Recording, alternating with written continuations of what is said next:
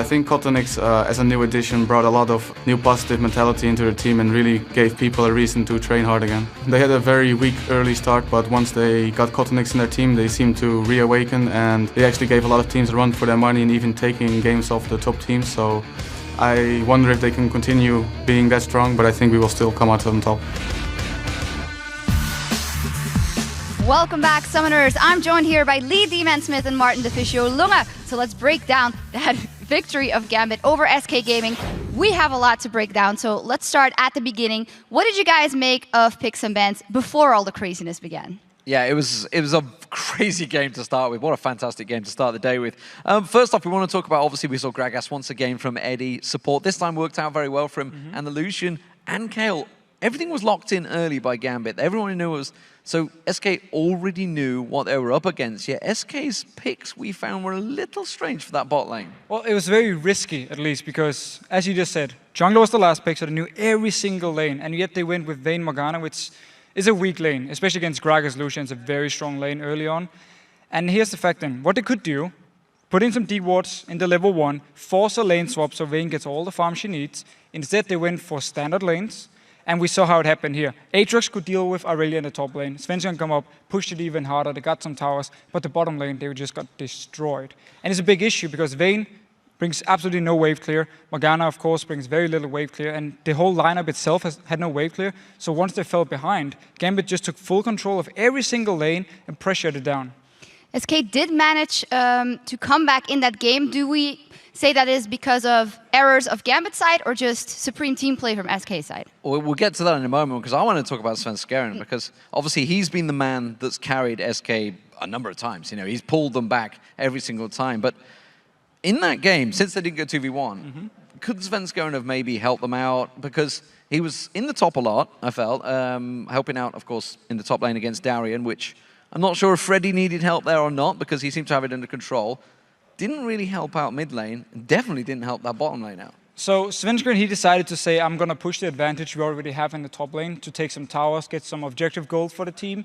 Because if you win bot lane and Diamond had been there, they would have been so weak in the fight, they might have just ended up losing all 3 members, lose the dragon, lose the tower. So he felt it was too risky. So I actually feel like SK Gaming, as soon as they saw it was going to be 2v2, 1v1, realized we need to push our advantage top lane and just hope our bot lane can survive by themselves. Because if Svenskeren goes down, Diamond is there, it's going to be a counter gank in favor of Gambit. Yeah, and obviously that's what led to the kills. And, you know, it started to look like the Gambit of old. That's the Gambit that we're used to seeing. So suddenly there's signs of, oh, hello. Obviously yesterday against Roccat, it was just like despair. What is going on here? Gambit fans were recoiling in horror. But suddenly they were starting to get kills, take objectives. You know, they got the dragon and defended the mid, and then went straight away, got a couple of picks and the inner and inhib turret, all in one sweeping move. It was fantastic play, and suddenly Gambit were back in it.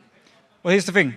Because there was no wave clear in SK Gaming, they couldn't move out from the lanes at all. So Gambit could just push every single lane down, put some deep wards in, catch out SK when they're out of position. And then out of position here, it was actually Gambit when it came to team fights. We have a replay of it if we just bring it up. It's going to be the team fight down in the bottom lane where SK Gaming actually gets 4 kills. Now it comes up on our screen here. So remember here, Gambit is very far ahead, and at this point, you should never be able to lose the game. Look at that. They were 15,000 gold, 9-1 up, 8-4 in turrets, completely dominating the game, and yet they lose this fight. Well, at this point, Nick has been playing really well so far.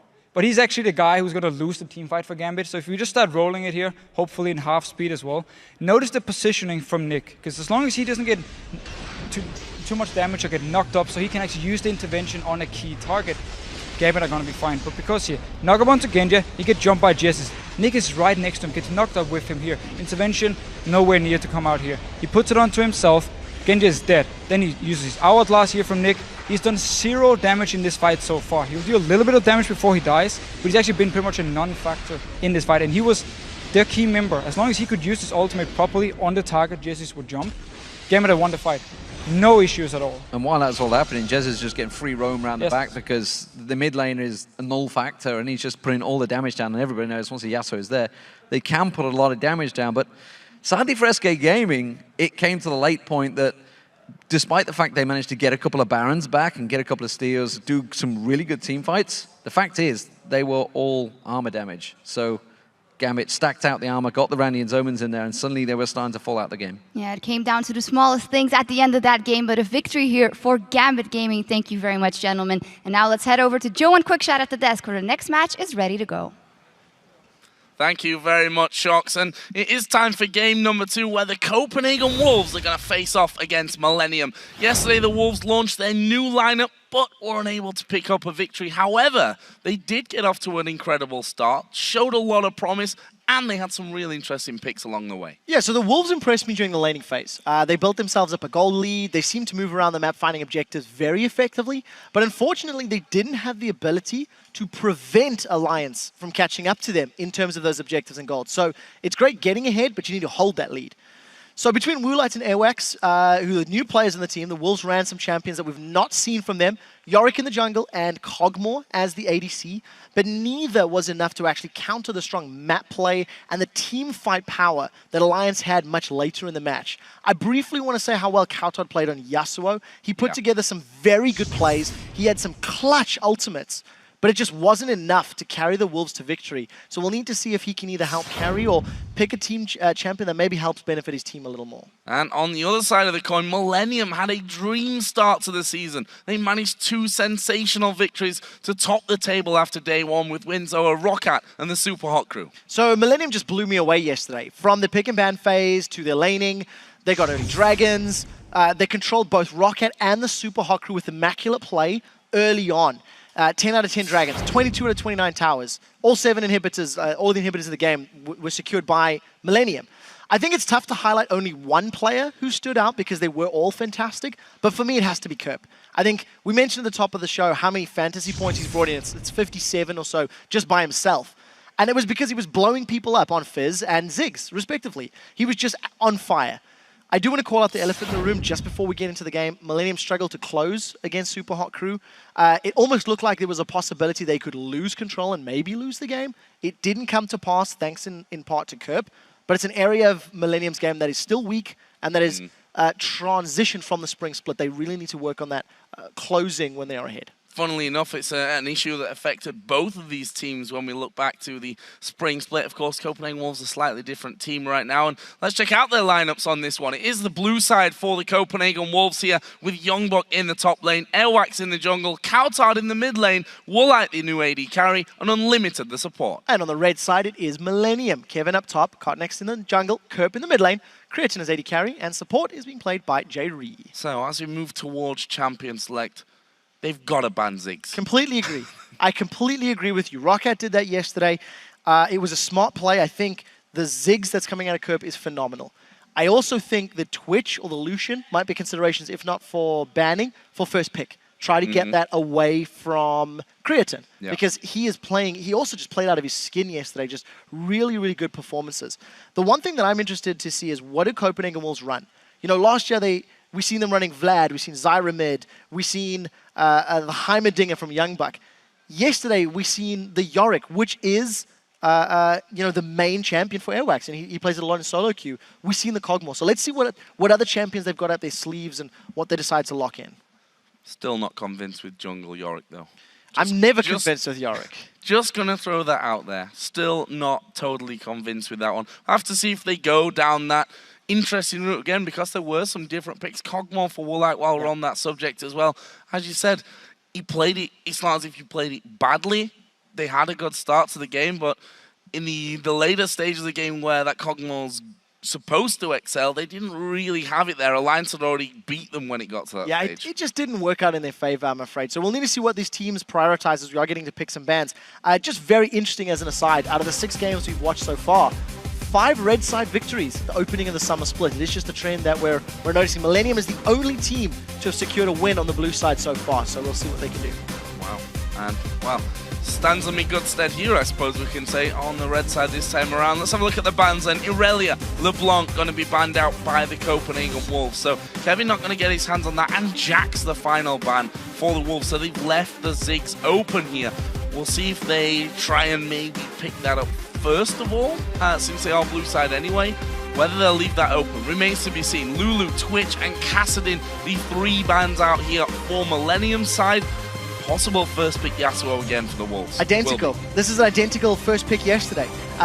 Copenhagen Wolves banned out Aurelia, LeBlanc yesterday, and first pick Yasuo. They banned exactly the same here with the exception of changing their third ban to Jax.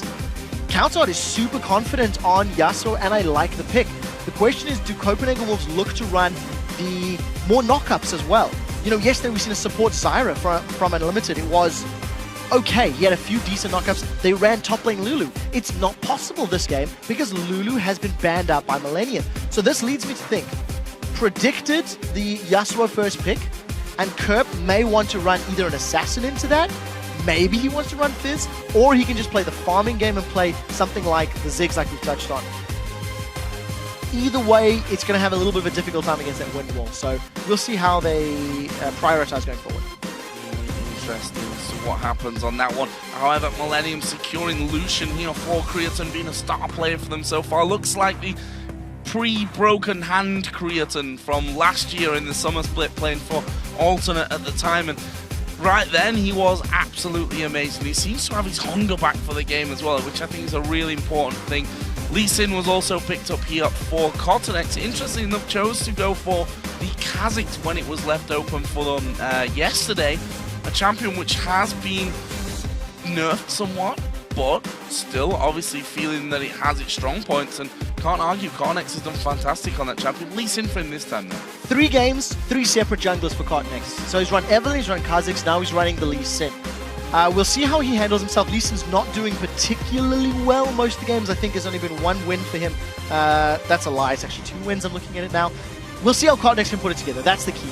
What it also does is it denies another potential knockup from Airwax. So by locking that in, you prevent some additional synergy between the Yasuo. And you'll notice there's no other extra knockups on the side of the Copenhagen Wolves. We're going through thick and fast as far as the picks and bans are concerned, because the Evelyn and the Graves being locked in is already showing you've got burst damage from Yasuo, burst damage from Graves, a flank opportunity from Evelyn, as well as the early game control, but I'm not seeing a lot of health. So Countout may be looking to put himself in a split pushing position, which is what Froggen likes to do when he plays Yasuo.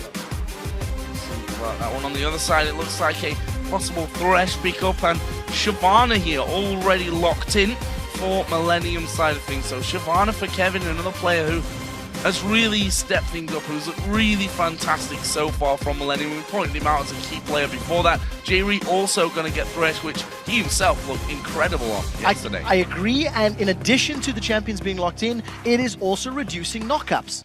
Shyvana top lane, it's a bruiser champion that we have seen Young Buck running in the past. It's one of his most played 4 games during the spring split. You know, it's sitting up there. Takes away the knockup.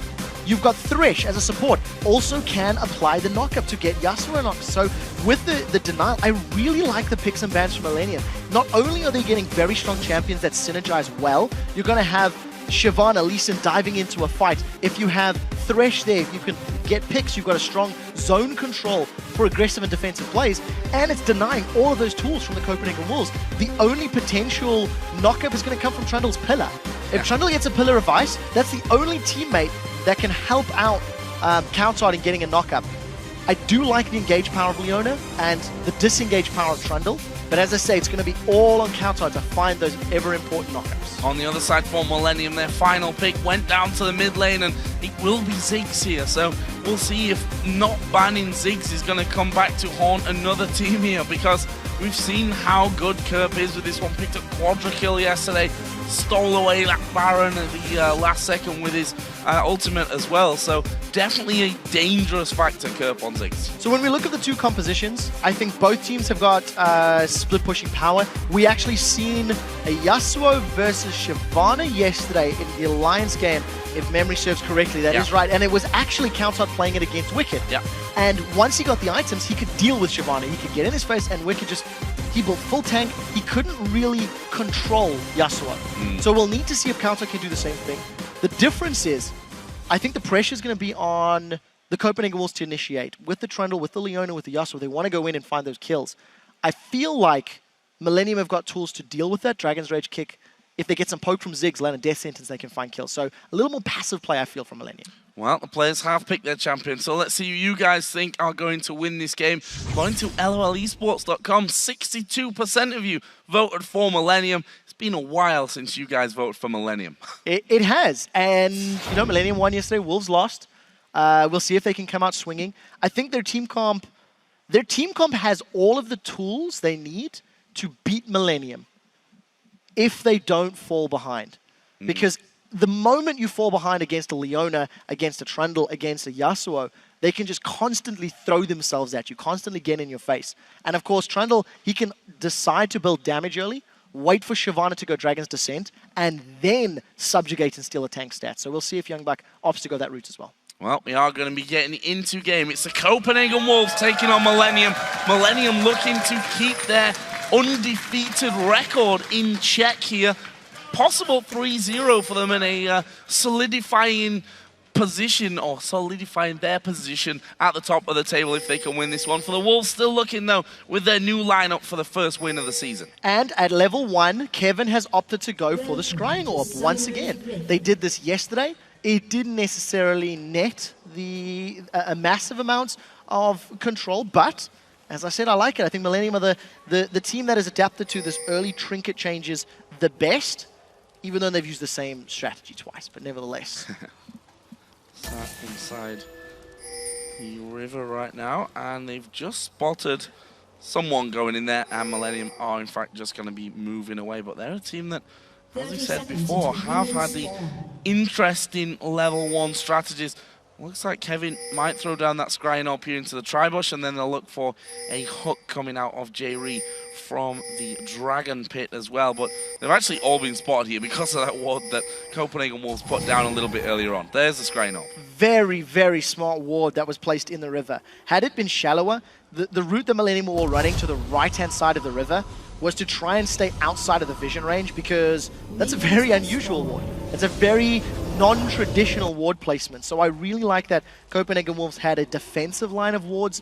It gave them a lot of information. It meant that they didn't get invaded. And of course, Millennium come away, you know, nothing ventured, nothing gained. So got that yellow trinket picked up, and it looks like Millennium have been the ones that have initiated the lane swap. So gonna try and use that ranged duo of Lucian Thresh to get a better advantage than that of Graves Leona. Well, at the start, Trundle may be able to get a little bit of initial farm as Kautok going aggressive already here onto Kerp at level 1, but that's the thing, even at level 1, Sigma's going to throw a whole lot of pain straight back in your face. Yeah, it's going to be interesting to watch, because I think Kautok is a master of Yasuo, Kerp is a master of Ziggs. And if Kautok can get some knockups and you know, sweeping blades down, there is the possibility to get a little bit of control. But of course, the cooldown on that wind wall when he eventually skills it up is very, very high. So he's got to be very aware of when he opts to use that to block Kerp's bouncing bombs. See that shield as it generates in there, just getting popped every single time by Kerp, and Kautok actually going really low. Already used his single pop there with that Doran's Blade Star, and that's not a good sign for him overall. It's going to give Kerp a lot of comfort, though, at least in this mid lane from Millennium side. See that Kevin there just running around the jungle as we expected, since we do have these 2v1s in operation, these lane swaps. 4v0s, but it is a non-standard one. What we're seeing from this swap is that the jungler and top laner did the buddy system. They were farming up camps together. Kevin and Cotnex, I think, did it a little better early because they got more levels out of the deal. You can also see that Copenhagen Wolves have gotten further ahead because of their positional play. 4 members on this bottom tower. It does have damage reduction now on 4.7, 30 DR versus champion attacks, which is higher than previously. But great start. Copenhagen Wolves again showing their early game, their lane swaps, and their strategic macro level play is, I'm going to call it, the best in Europe. They instantly have gotten ahead, and Millennium are going to take a much longer time to get this tower. There's only 3 members there. Seems like we've got some Copenhagen Wolves fans in the house today as well, cheering for that first tower going down in their favor, and now already pushing on towards the inner turret. Is Kautok going to go aggressive here onto Kerp? Wind wall does go down, but he's it's all going to be about harassment here, not going fully all in on that one. No, the knockup didn't actually throw Kerp up into the air, even though Kautar did his little spin and dance, and Copenhagen Wolves back away, so they get control of that bottom lane. They have not standardized their placements just yet. Youngbuck taking a big punishing, but again, Copenhagen Wolves just a very good start. They've opened up the bottom half of the map. They've given Woolite and Unlimited some tools to move around. But as it stands, neither Unlimited nor J-Re have got a lot of usage out of those Relic shields. They haven't begun stacking up the gold, so a little bit of missed opportunities thanks to the way the lanes have played out. So here comes the push around from Millennium. Where is the hook going to land there? Is Rubber Ducky knocking him up in the air, but in the end, Kautar getting the knock up even onto Coltonex in the end. Kerp had no mana left either way, and Kautar will be safe in this mid lane. So, what are Millennium going to do now? Getting a couple of deep wards already in here, one over by that Wolf count, and they're going to come back around for Kautar, who's decided going to have to head south. Actually, great knock up there, landing on both players. And he had his wind wall available as well, so it was always going to be difficult to actually make that gank land. I quite like the decision from Millennium. They basically baited Kautar to stick around because Kerp had no mana. And it's like, well, who's going to gank that? And it does appear they tried, but it does not give them any advantage yet.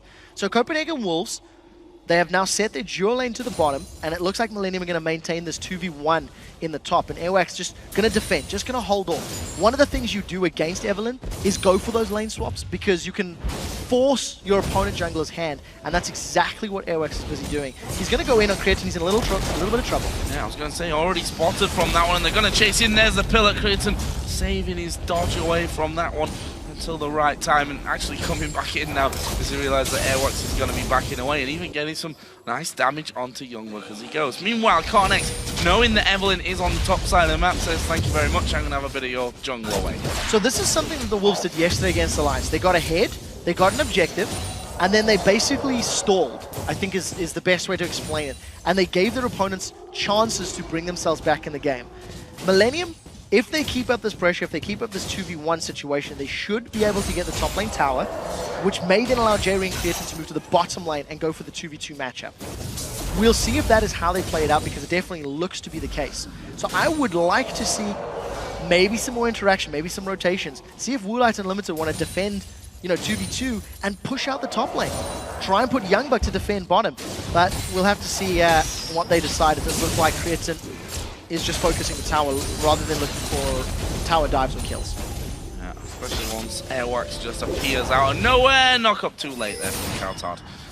I mean, trying to stop Kerp from recalling doesn't work. And one thing we didn't touch on is some of the spells here actually in this mid lane. Kerp running with the Flash and Heal compared to the Flash Ignite that we're seeing for Kautar. Both supports actually running Exhaust this time around. We've seen a couple of variations of that. Some support players really preferring to go with the Ignite for that extra damage. Yeah, I think, when you're dealing with an assassin like a Yasuo, an Exhaust should be a compulsory pick. The moment he jumps in, you can really reduce a lot of the damage. And of course, there's two heals. We'll get to that in a second. Jerry's in trouble. Jerry's in a lot of trouble. Good play, but Youngbuck coming around. Actually, Youngbuck taking a lot of damage. There's all coming in. Jerry going to flash off to the side. Have they got enough damage here to finish off Youngbuck? Jerry comes back in, and he's going to go down. Costly error there, I feel, for Millennium. Yeah, very, very big mistake. J-Re, I think, should not have come back into that one. It's not over yet because they're looking for Kerp. Oh, will they be able to lock him down? Leona coming in. We are going to be seeing Graves entering the party as well. Zenith Blade is going to let Kerp down to less than half. He can't see anything inside the smoke screen, and he goes down. 2-0 the Wolves. That was fantastic. Mid-flight, as Kerp was flying with a satchel charge, Unlimited smacked him with the shield, brought him back down to earth and stunned him. That was very well played by Copenhagen Wolves. They grabbed themselves a kill in the mid lane thanks to a good gank, and because I think Jerry and Creatine got a little excited in the top lane, they gave up another kill.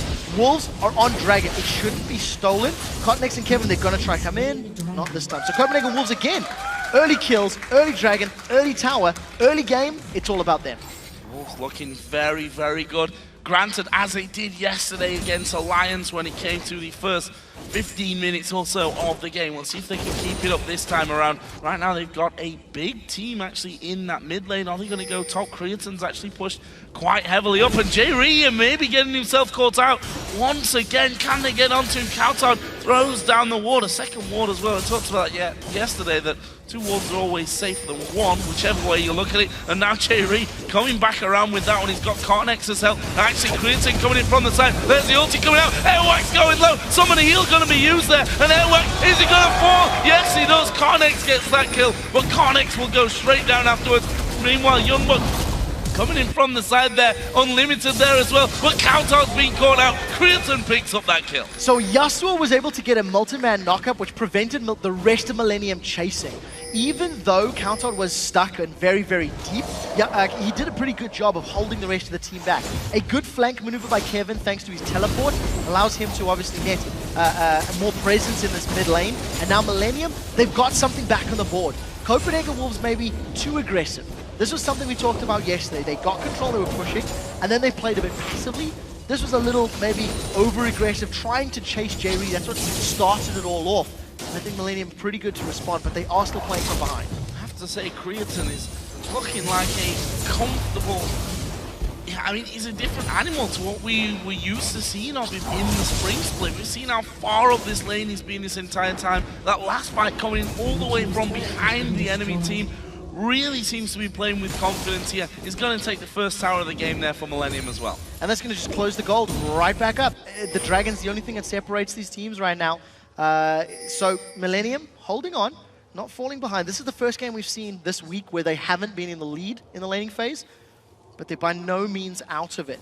Cotnex is about to find Airwax, so this is going to be a 2-on-2 situation. You'll notice Creatine still hasn't lane swapped. Even though Millennium got that tower down in the top lane, Creatine's made no notion of recalling or moving elsewhere. It could be because the minion wave is right in his grill, but I want to see how they set up. It looks like Kevin is just killing off Barry White down the bottom half of the map.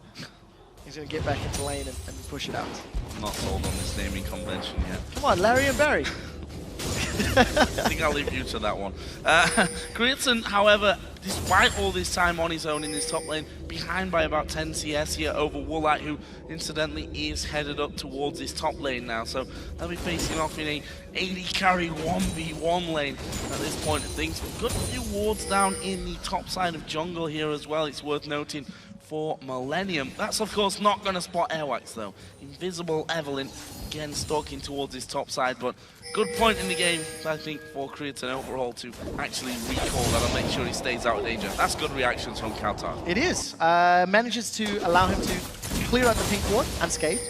Takes no additional damage. And Copenhagen Wolves now, you know, I think they've got a team that can do quite well split pushing. Trundle and Leona are so strong to engage and disengage. J-Ree is just so unlucky this game. He keeps finding the Wolves. They seem to have his scent and can follow him around absolutely everywhere. But to get back to the point, Leona and Trundle can do well at defending. And we'll see if J-Ree is again caught out. Solar Flare actually missing from that one. I say missing when it was a flash away from J-Ree. There's the ultimate on Woolite though. But here comes the calling back in. Airwax gonna take a lot of damage. And it's Creatine that finishes up. Meanwhile, Woolite sanking up the tower. Unlimited gets a stun off. But Woolite very, very low. Here comes Kurt from the side as well. They're gonna get Unlimited. It's Kurt that finds that kill. Question is, can he keep chasing? Oh, he dodged into that one by the end there. And now the chase continues. Dodges away from that one. Kurt pretty much going to have one more opportunity, and he lands it. The final bomb gets him the kill. You asked the question in Picks and Bans. Giving Kerp Ziggs, is it a mistake? And the answer is yes. He's got himself in a very good position again. Tier of the God is built up, so he's going to be spamming. You're going to have the ability to spam a massive amount. He's already got a needlessly large rod, so all of those bombs are hurting. And Copenhagen Wolves, again, with an over-aggressive play. They were trying to dive to that top lane, and unfortunately it just didn't work out. Youngbuck now zoned out. He's got 3 members of Millennium chasing down. We'll see if he goes out. He's got a good speed boost. Yeah, speeding himself away from that before Cornex could get behind him, land the kick and knock him into the rest of the Millennium team that were chasing down. This mid lane actually took a lot of damage onto the tower there. Kurt, of course, after wandering up to that top lane to find himself a couple of kills. Blasting one now added into the needlessly large rod that you mentioned just a couple of moments ago. So very, very painful if Kerp gets on. And Kerp's going to be able to. You know, his bouncing bombs have been very accurate over the last few days. I particularly like his interaction with satchel charges. He really pushes you where he wants you to be. And, you know, looking at some of the other items, we touched on the ability of Youngbuck to go for a Blade of the Rune King as a first item on Trundle, and then just steal those defensive stats away from Kevin in Dragonform. And that's the exact route he's gone. He hasn't been able to find Kevin in a 1v1 yet. Kevin's done a pretty good job of staying in that bottom lane and countering him until this exact second, because he's recalled and now he's moving top. So we'll see how well Kevin can do with a completed Sunfire Cape against the makings of that Blade of the Rune King. Teleports for both top laners available because Dragon is respawning right now. There are some wards in play, and Millennium got superior positioning. If Millennium get poked with Ziggs, it should be their Dragon. If Millennium get engaged upon very quickly and get caught out by Yasuo and Leona, it'll be Copenhagen Wolves Dragon. Actually, it looks like the Wolves may have just bullied Millennium away from this one. Kevin in that top side, as you mentioned, walked up there, didn't use teleport, so he should get involved should he need to. Youngbuck is already down there. Millennium are going to be too slow to get to this one. Oh, bomb coming in! No, not enough though. Copenhagen Wolves get that one. There's a knock-up. Yasuo going right into them. Kurt's going to go low. Surely will be finished off here. Does finally get finished off by Woolite, but they're cleaning up. The Wolves have lost 4 men. Woolite's trying to run away from it, which I think he'll manage here with that tower still up in the mid lane, but the Wolves do the Dragon, start up the fight, and get absolutely mullered. After all of the praise we gave to Kauton and his Yasuo, he only caught Cottonex with that last breath. Millennium just had better positioning, they got more damage down on the right targets, and there was no frontline for Copenhagen Wolves. They just got melted too quickly.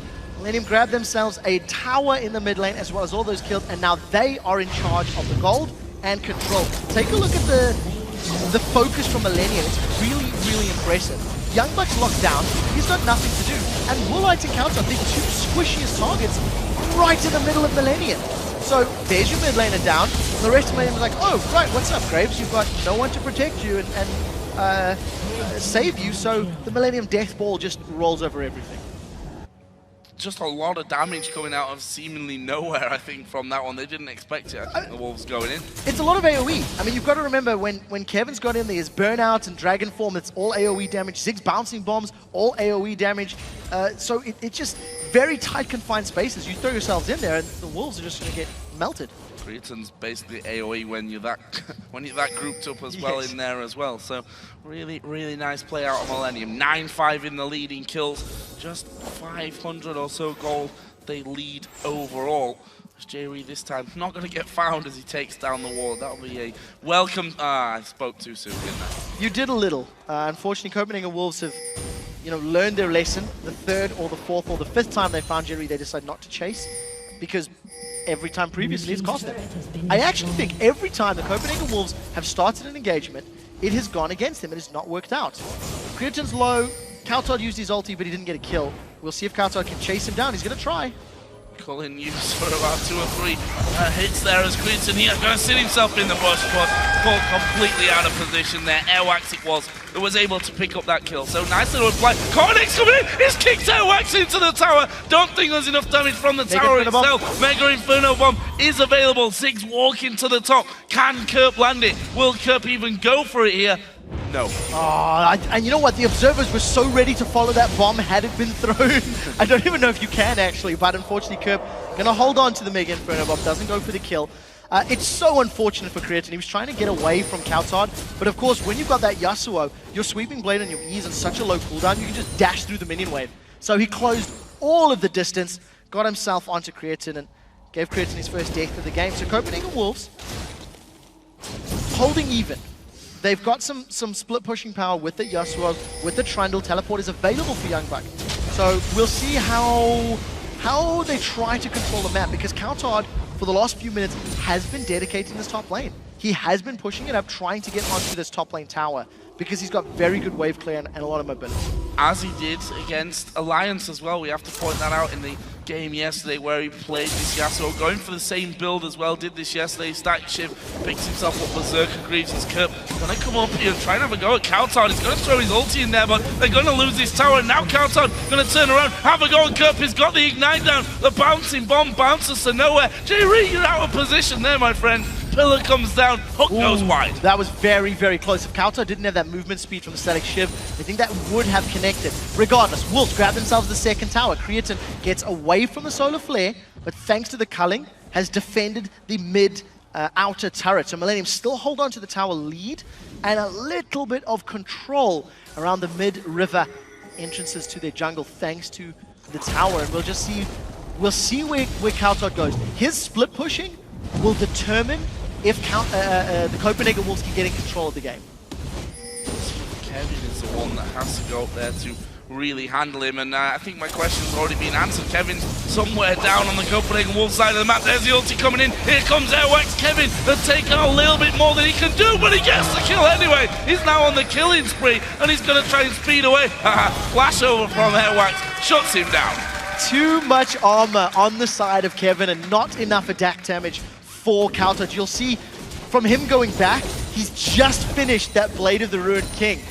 Instantly. He was sitting on all of that gold from a Vamp Scepter to a Blade of the Ruined King.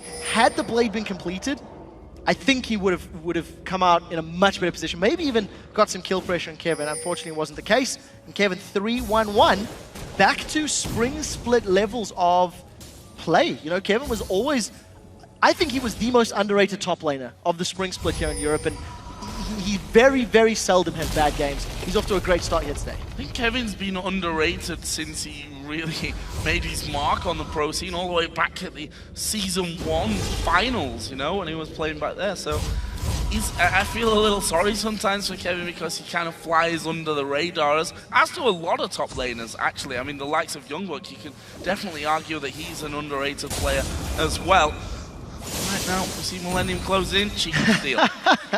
Kerp is just on fire with his Ziggs. I think when you look at the comps, you'll notice Copenhagen Wolves are the one that have been aggressive. They've been getting in the face of Millennium, and it's backfired multiple times. But it's because their composition has to. They have to jump in with Leone. They have to jump in with Yasuo. That's how they create the ability to get towers. Copenhagen Wolves don't have a strong siege team at all. Where's Millennium do? Millennium have been caught. Oh, Kevin out of position from this one. Takes the lantern away, though. And the Copenhagen Wolves instantly just step back a little bit. Dragon available. Look down the sides there. You see ultimates are available for this fight, at least on one side of the map. Airwax the one that's used his. Of course, the Solar Flare was used just moments ago by Unlimited as well. That may come into play in this one. Kevin fancies his chances here. Gonna bully Airwax away completely. Connects in the middle of them. They are gonna go for the fight. Here comes the Ziggs ulti. He's done some great damage. Kautot though, going through the rest of the team, will throw his ulti down, but he'll die straight away afterwards. 2 for 1 so far. Make that a 3 for 1 as Airwax goes down, and another Dragon for Millennium. Too little, too late. The Copenhagen Wolves needed all of their damage to land at exactly the same time. It wasn't the case. Kerp's Mega Inferno Bomb was brilliant. It hit 3 members of the Wolves, just melted their HP bars. And the point I was making is that the Wolves have to engage. It's what their comp does. So keep your eyes on how good Kautot's last breath is in a moment or two. But the HP bars from the Wolves is just shredded. 3 members of Millennium get knocked up, but it's just, there's not enough burst, there's not enough damage. Had that been a Jinx, Super Mega Death Rocket instead of the collateral damage from Graves, maybe it could have had the kill because it has the execute potential on there. You know, it's a higher damage potential. But unfortunately, that wombo combo didn't work out. And Millennium, they'll just let the Wolves keep coming. Let the Wolves jump onto us. We'll react, we'll respond with, you know, Shyvana knocking them away, Lee Sin knocking them away. And when Millennium is comfortable to siege, when Millennium's comfortable to push Copenhagen Wolves on their side of the map, they will. Because it's so difficult to deal with the Ziggs. So I think for the Wolves to, you know, really stand a chance in this game, they have to pick a fight, win it, and not lose anything, because they haven't been able to do that yet. When I said another Dragon for Millennium, I of course meant their first Dragon of the game, because the Copenhagen Wolves did take the first 2, just to make sure we've got that clear. We are seeing a couple more items coming out. Trinity Force is now complete for Creaton. If you look at Kerp, that death cap, which has been done for a while there, and of course still stacking up the tier. Here's that split push once again. Kautot doing a lot of damage to that turret. Airwax going to come in as well. Kevin can't hold on to it. Not at all. The game rests on Kautot's shoulders, because he can actually force Millennium's hand, force Millennium to react to him, and if Kautot is able to pull threat towards him and open up other towers to the Wolves, that's when they're in a good position. So Kevin is being jumped on, and this is the damage from Kautot. Oh, and Airwax is there as well. This is bad news. He's going to use his ultimate to try and get back towards base. Randuin's comes out, but the knock-up as well. Will it be enough, Kevin? No, he speeds away. absolutely everything thrown away from Kevin. The Randians, the Flash, the Dragon's Descent, and he still almost went down. So this is already scary. Kevin can no longer 1v1 Kauton. Kauton had that Blade of the Rune King. It was the question we said earlier. If he had the Blade, could he have won? That is a very clear yes. Because the previous engage, Kevin didn't even have the Randians. Once Kauton continues to spend money and get maybe a Lost Whisper built up or work his way towards the Infinity Edge, he's going to become even more scary because the front line of Millennium can't stop him. The only risk is if Copenhagen Wolves commit to a fight and Kauton jumps in too deep without killing people, like we see in the Dragon fight, then he's going to die. They've called Kevin. Kevin going into the jungle all alone. I say all alone. The rest of Millennium actually moving pretty quickly around from this one. Cottonex going to get off to the ward there. Good knockup out from Kauton, though. Prevents them from chasing through. Yeah, so Kevin, realizing he had the support of his team, decided to chase in there. But Millennium have lost control of the jungle. The last few buffs have gone the way of the Copenhagen Wolves. You know, they've just stolen that blue. If you look at the vision, I mean, it's just such a disparity between the Wolves and Millennium as far as wards and vision is concerned. So I'd really like that the Wolves are doing it, but they have to, because their team relies on safe and secure split pushing. And if Kauton has the information to work with, he can obviously stay deep in Millennium territory for longer. So the moment those wards time out, Copenhagen Wolves will go back to playing passive. Turret of Millennium is still standing on that mid lane despite the pressure that's been put onto it a couple of times. Kauton continues his push on the top side. Youngbuck has now gone to start working the top lane as well. It's Kerp that actually has been tasked with coming back around from that one. Kerp is level 15 at this point, the highest in the game. Just to keep that one in mind, going to be doing a lot of damage if you catch the wrong side of him. We'll have to see, you know, I'm wondering at what point, wow, very brave. Kauton really didn't want to run the risk. He didn't know where anybody else was. So there are some dark spots on the map as far as Millennium's concerned. And Kauton, I think, probably playing safe is a smart choice. But I think, you know, for me, the real question is at what point do Millennium feel confident or comfortable trying to siege? At what point do they say, now we can do it? Because Seraph's Embrace has been completed by Kerp. He's got a death cap. I assume he's working towards a Void Staff as his next item. Maybe that's going to be the point. Once Kerp has got his Void Staff up and says, right, now we can go siege, now we can play the tower game. Because Millennium have really just been playing reactively this entire match. This entire match has really been them going, we'll wait for you to engage or we'll punish you when you engage poorly. It's actually just coming through there. Was spotted as he put a pink ward down, and the ward, unfortunately for him, not going to be available to take down. Just timed out right in front of his nose. Millennium still holding on to this middle lane. Bit of a quiet period, but you expect that to change pretty soon because you've got 45 seconds until the next dragon actually comes into play, and that's surely going to be a big point as we are going to see the teleport coming in from the side. Youngbuck is coming in, Kevin is coming in as well, the pillar actually coming down there, they've hooked in Airwax. This is a messy fight so far, and actually Airwax going to have to flash away. Kevin diving right into the middle of the team, he's going to pay through with his life. What an ulti coming out of Kauton. Cottonex, he will fall as well, and this is a whitewash for the Copenhagen Wolves. That was a fantastic play from the Wolves. They managed to stay grouped up, and even though Kevin got a lantern out to sort of re-engage, it simply wasn't enough. The Copenhagen Wolves were just so well grouped and so well together. Take a look at the end of the fight from Yasuo, but the key here for me, J-Ree with the forethought, he's got a good lantern in place.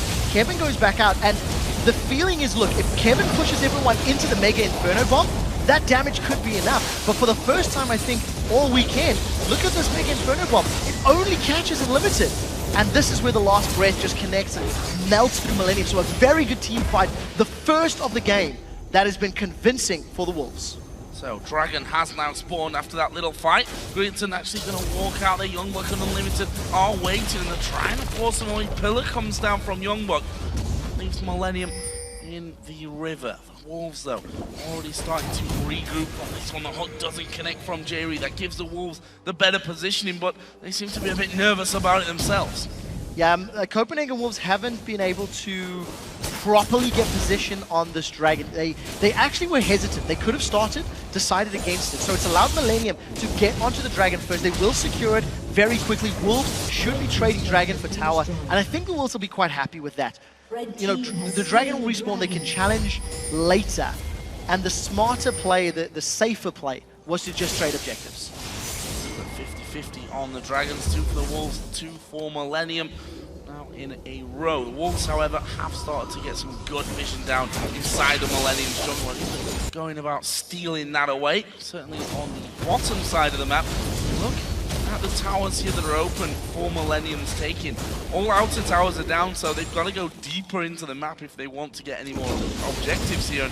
The Wolves have held them past the halfway line for a long time now. Yeah, the Wolves have had complete control of Millennium's jungle. They've been out-CSing their AD carry by a massive margin. Creatine is down 70 CS, or 80 CS at this point. Woolite at 29 minutes has 295 CS, so he's keeping up the incredibly high CS numbers of his former team's AD carry Forgiven. So you have to give him props for keeping up in that regard. He's 4-2-4 on this Graves. Graves is a champion that I know there's a lot of talk about, at least upstairs with us in the caster room, about whether we like or dislike the pick. But it seems to be doing okay. He does get a lot of tanky stats from his passive, which will help him survive when Siobhan and Lee Sin jump on him. But his burst damage hasn't really been synergizing well enough with Coutard. So it's kind of been a little disjointed in terms of that matchup. You know, he does well against Millennium, but doesn't work as great with his own teammate. Coutard, as you spoke of him, moving up to that top lane once again to push that one out. It's again Kerp that is the man that has to come across. Is he warding there? So maybe a little bit scared of Coutard by now. If you look down the items there for him, Blade of the Ruin King, Static Shift, Last Wisp, but also got himself another crit cloak there as well. So we'll see him going up towards the Infinity Edge in a little while. But for now, it's the Wolves that constantly, and as they were before, they've now got wards in the top side of the jungle. Not sure about Baron at this point. I don't think the Wolves are a team that are going to really risk that one. They may go for Unlimited, though. He flashes straight out. So I want to touch on the fact that Coutard has to go Infinity Edge. Coutard cannot afford to build tanky or survivability because he is the only way for the Wolves to really win team fights. If he doesn't blow somebody up and get a lot of damage down in a team fight, Graves is not the strongest at cleaning up afterwards. Trundle, yes, maybe he can, but when you compare that to a Shyvana, Elise, and a Ziggs and a Lucian, it's going to be very difficult. Another 1v1, Kevin feeling very brave. And actually going to use his Randuin's here to slow down Coutard and doing some good damage to him. Got him down to half HP already. Here come the rest of the team. Kerp going to be focused down. Airwax gets that one. Coutard will drop. Airwax the next target, but Woolite coming in from the side. Good damage in there as a Solar Flare catches Kevin. He's already inside the brush though. They had no vision. Yeah, ends up being 2 for 2. A lot of damage being traded back and forth, and because Teleport was not available, the TP did not come in from Youngbuck. He was just continuing to push the bottom lane. It all started with Coutard being caught out. So I think, again, it's just the focus from the Wolves. The moment Coutard goes down, it's a difficult position for them to be in. What is good to see is that Kevin, with his Thornmail, and actually that he had the red buff, was beating Coutard. So that's a positive sign for Millennium in terms of preventing and mitigating that split push power. Continues on that front. Once that Infinity Edge is done for Coutard, and then the BF sword now on top of that cloak of agility from earlier on. So slowly but surely getting himself on the way to that one. Next, he's going to have a recall for himself here as well. So again, we hit a slower part of the game after that little fight. Again, it's been a lot about kind of testing how the land lies here for both of these teams. We saw there Coutard having a little bit of a go at Kevin, realizing, okay, I can't actually kill him now. I'm kind of going to have to try and run away. End up losing out in the fight. We'll see how that develops, as I said, once the further items do come down for Yasuo. One thing's sure though, Dragon coming up in less than 2 minutes time, as has been the trend here, it's going to be a big sticking point. I also want to highlight that Jerry's been a little off point with his death sentences this game. He hasn't been hitting as many as we have come to expect. And you know, Copenhagen Wolves, they're just, it's a tried and true. They've caught Kevin, well, it annoyed Kevin is the word I'm looking for. Prevented him recalling it. Because of the fact that Youngbuck is pushing the bottom lane, Coutard's pushing the top lane, Millennium are just going for a 5v3. Teleport's been used to tower. They've caught Kerp. Oh, Solar Flare coming out. Kerp does manage to jump away from things though. Yasuo has now backed off as well as the hook comes in. Inferno Bomb comes down as well, but Kautar from behind. This could be scary for Millennium. they managed to get in there. They've seen Kautar actually coming around there, so they know that he's on his way down there. Is he going to get into position? He's kicked and played back. Does get his ultimate off, but will drop straight away afterwards. Airwax bounced around there, and Youngbuck as well. Both of them very, very low. Kevin looking for the kill. Does get the kill to go back on the killing spree. He's 7-2-3. I didn't notice he got that many kills up until now, but that's a 2-for-1 in the end. Millennium might have it in him. Even with Yasuo getting on to create an illusion, it wasn't enough to get the kill. Because of the fact that Copenhagen Wolves didn't blow somebody up instantly, Millennium clean house, their composition is just stronger at that. It's going to allow Millennium to get this inhibitor. And Kautar, I have to question, was going for the Wraith Camp the best? We do see now Copenhagen Wolves on the aggressive. Oh, going in good damage. Well, that goes a little bit too far though, and Kirk turned around, killed him before actually being taken down himself. Airwax continues to chase, and why not? Critton's low. Connex is low. Kevin is, well, he's at half HP, which is still about 5 million health. So he's not that low whatsoever. Let's have another look at that one. Yeah, so Kautar's going to get the last breath, and it'll just connect onto the side there of, I lied, it's J-Re and Creatine that actually get caught out. But Continex untouched, Kevin untouched, Kerp is now no longer in danger. He's out of the threat zone from the Copenhagen Wolves, and the Pillar of Ice from Youngbuck actually served to protect him in that particular instance. So the one thing that is interesting to note is that Kerp and Creatine have found ways to stay on the outskirts, have found ways to stay on the outside, and because Copenhagen Wolves have no other means of knocking up Millennium, it just means Kautar is getting this sort of suboptimal ultimate. Although, you know, 2-2 is not the worst case scenario in that situation. Better than one, but not quite as good as Touche. Dragon going down here for the Wolves. That'll be their third of 5 so far this game. Still leaves them behind in gold, technically. Just 1,000 though at this point. That's really nothing 36 minutes into a match. It's so weird because it feels like Millennium are just in control of this game. It feels like they are dictating the pace and, you know, they're winning all these team fights, but they're only 3 kills ahead. They're even on towers. They're 1,000 gold. Yes, they have super minions in the middle lane, so now the map will finally be more in favor of Millennium.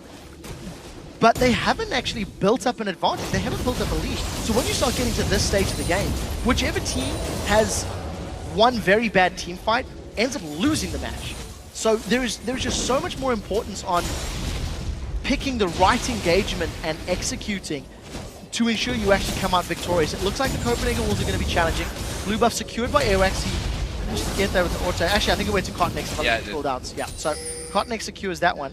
But it's not a Kerp, so that's very important. No cooldown reduction, no mana regen. Oh, Kautar getting caught out. Someone actually flashes away there. Jerry already winding up the death sentence. And I think a wise, cautious flash there coming out of Kautar. Millennium actually posturing over towards the Baron side of the map. Do they want to try and drag them into that fight, or are they just going to go for the turret here? That's a good pillar. It's going to slow Millennium getting into position from this one. The annoyance of the tunnel, but they've got a big wave coming in. They should be able to have this turret away. Yeah, they should be able to. There's not the strongest of wave clear from the Wolves. Unlimited wants this. Look for the solar flare. But again, there's not multiple knockouts. So Kautar has just used his steel tempest. He'll need to charge it back up before he can throw it down. Infinity Edges have been completed for both Kautar and Woolite. So there is a lot of damage on those two champions. And if Woolite can get multiple auto attacks off in a fight, that's going to go a long way to helping them out. But Kevin and Cotnex, Randian's Omen, Sunfire Cape, Thornmail's completed. They're very tanky, they're very beefy, they can survive against that physical threat. Coming up from the backside and actually gets a great ultimate off there. Kurt will throw his back up though, gonna get locked up, finished off in the end by Unlimited. Creatine as well, focused down at the backside. Woolite a little bit out of position, but the rest of his team coming around, and the Copenhagen Wolves gonna wipe the floor with Millennium, take the A's, and they're gonna get an easy Baron now. That was the most perfect engage that the Copenhagen Wolves could ask for. Whenever you have an Evelyn, you want to flank. You want to come in from an unexpected side. Look at the massive shield that Airwax is going to pick up. That's 600 or 700 hit points worth of shield. Mega Inferno Bomb hits the tanky members of the team. Copenhagen Wolves are not bothered by that one. And as you called out during the fight, Joe, Kerp goes down. He doesn't get more than one bomb off, and a Mega Inferno Bomb is just not enough. Perfect team fight from Copenhagen Wolves. And it secures them the Baron, secures them towers, and obviously all of those kills. They actually, because of all that, funnily enough, lost a Nexus turret there, did the Copenhagen Wolves in that little fight. The super minions pushing through into the main base, so gotta be a little bit cautious about that one, although the inhibitor has now respawned, so should give him a little bit of respite and shouldn't be too scared of Kevin just being a little bit sneaky with his teleport and going straight in there to try and finish off that second one. So he can certainly tank up those turrets at this stage of the game. But that leaves the Copenhagen Wolves now a good chunk ahead in gold.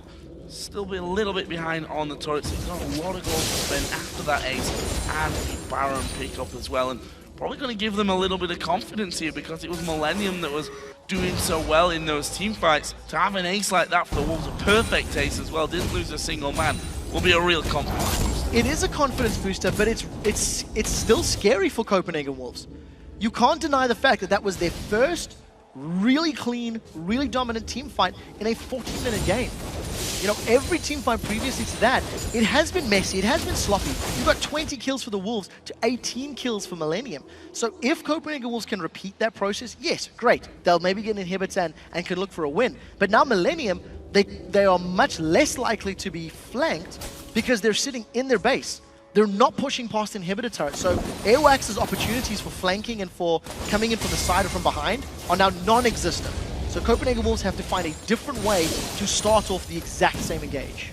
Speaking of the flank, we have Kautard once again on the top side of the map. They're actually going to have a go at Kevin here, but that's a lot of damage back from Kerp. Throws out the Mega Inferno Bomb. Youngblood, in the meantime, has pushed up onto the bottom lane as well, and they've been pressed from all sides here, Millennium. Yeah, it's very important that the Mega Inferno Bomb is down. It's just over 70 seconds before it's available again. So every time Copenhagen Wolves can force Kerp to use his ultimate to defend their wave, it just allows them to pick a fight around that. You know, you've got that window where the damage isn't going to come down. When Creatine is forced to use the culling to defend a wave, it's going to be the same position. Try to get them to use both at the same time and then look for the team fight. Kautard also has that Guardian Angel, so if he wants to tower dive or wants to go in aggressive, if the rest of the team backs him up, he can come back, sustain a little bit thanks to that Blade of the Rune King, and get more damage down.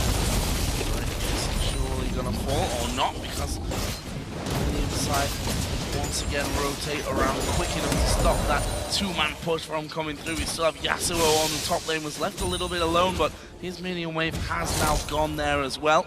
Lost about a third of its health, that top turret. Middle turret is down to about half, and while it's slow, it's slowly but surely here for the Wolves. 1-3-1. The split push composition with the Yasuo and the Trundle. Creatine's getting forced away. Culling wasn't used though. Cotnex trying to find something up. Copenhagen Wolves are just going to keep applying this pressure. They've got Baron for the regen. They can afford to take 1. 2 turret hits and then back away because Millennium's engage is risky. They got Jerry. Oh, going on to Jerry. Ulti comes out there. Woolite picks up a kill, but they've been knocked back towards the turret. Dashing away from that one. Good move from the Copenhagen Wolves. It's 5v4. Makes defending real hard for Millennium now. Especially not having the box. That is so crucial for Millennium to prevent and control Copenhagen Wolves from just running them down. There's no minions. They're going in. Going straight in for that one. The bomb goes on the backside and they all dodged out of that one. First turret going down. Will that open the floodgates here for the Copenhagen Wolves? Some good damage there from Kerp on towards Woolite at the back. He's at half HP, as is Airwax, as is Unlimited.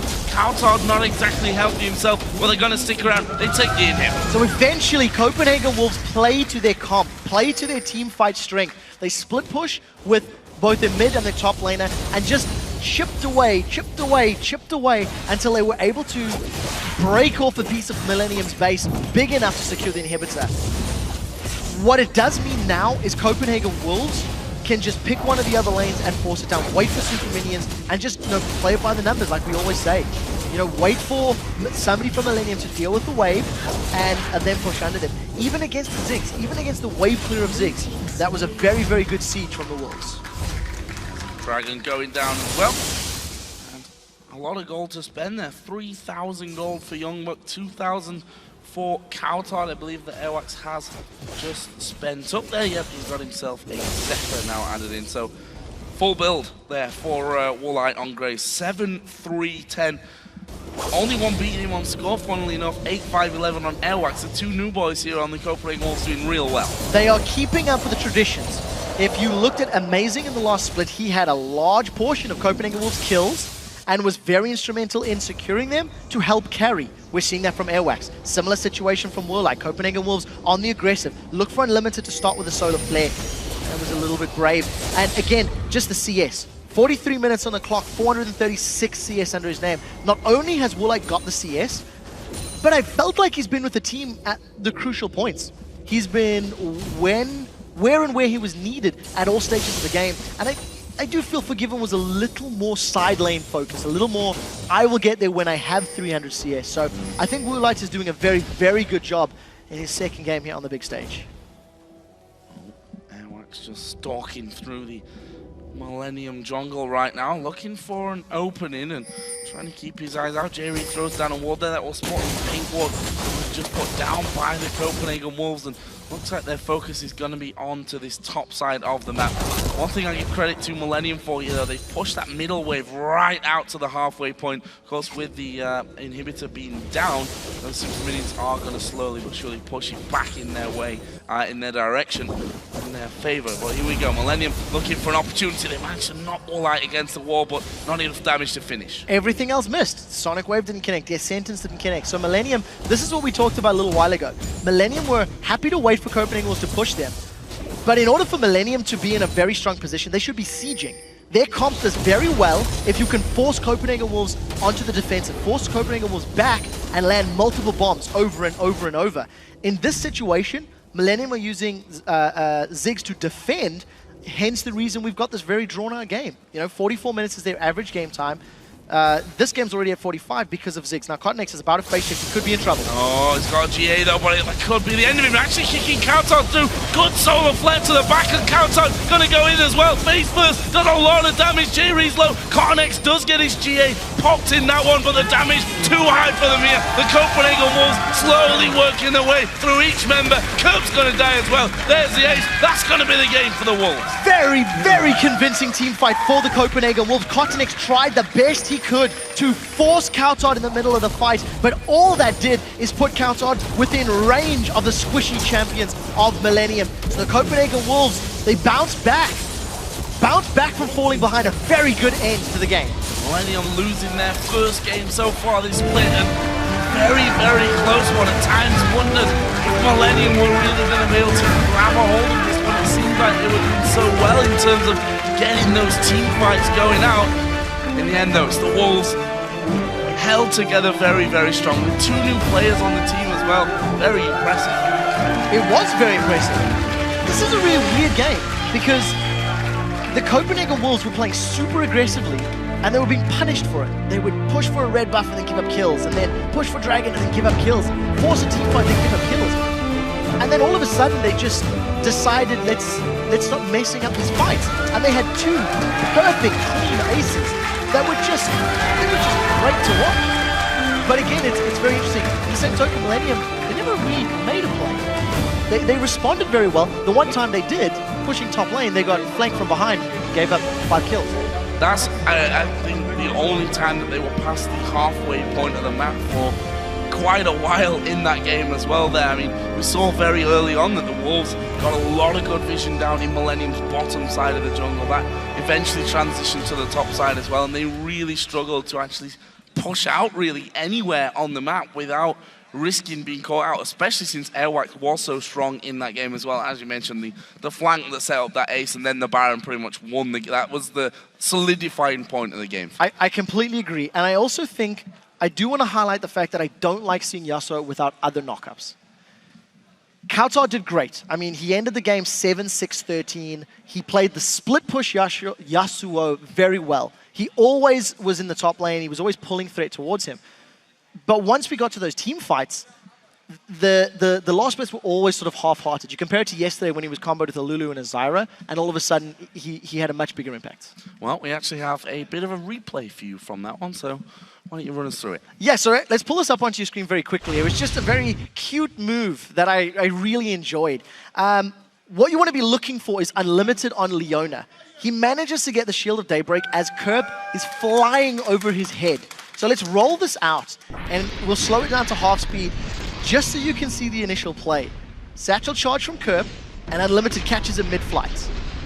Thunk, and he lands on the ground and gets stunned. It was just really good positioning and a little unlucky for Curve to fly straight over Leona's head. But a great little moment, and it's one of those situations that you don't always see. So yeah, I had to call that one up. Good one. And guys, remember you can send your favorite moments from the matches our way by tweeting them to @LOL Esports along with the hashtag LCS Big Plays. But overall, you have to give the credit there to the Copenhagen Wolves. Of course, their first victory with the new lineup. A lot of pressure on them, I think, losing two incredibly strong players, but thumbs up. First victory of the season for them. Yeah, just very quick in closing. As Airwax played well, he carried, and Woolite, as an ADC, he farmed, he got kills. Still not Soul and Graves 100%, but he made it work. So, I mean, what more can I say? Well, if you win, you win. Don't need to be any more sold than picking up the victory, that's for sure. Shox is on stage, actually, with the victorious Coutard from the Copenhagen Wolves after that game. So let's send it over to her. Thank you very much, Joe. First off, congratulations, because what a game from the entire team, but from you in particular on Yasuo. Talk me through how you guys were able to pull out the win, because after a great start, it went very much up and down. Yeah, we got a good early game, and then we got some problems in the team fights. We got a couple of bad engages, bad focus overall.